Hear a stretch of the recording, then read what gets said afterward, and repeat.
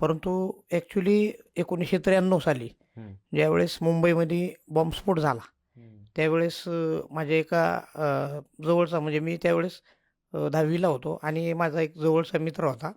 तर त्या मित्राचे वडील त्या बॉम्बस्फोटामध्ये वारले गेले.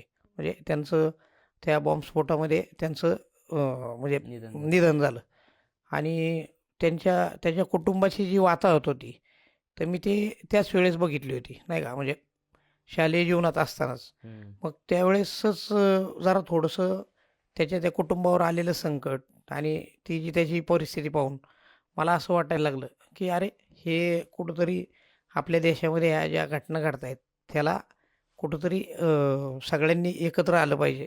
आपण म्हणजे हिंदू मुस्लिम जी दंगल वगैरे घडू लागल्या होत्या आणि त्यामध्ये आपण निष्प्रभ जी जनता आहे ती भरडली जाते आणि हे होऊ नये म्हणून मी म्हणजे बालावस्थेत असं म्हणजे स्कुलावस्थेमध्ये असतानाच मला त्याचं एक म्हणजे माझ्या मनामध्ये ती ज्योत पेटली गेली.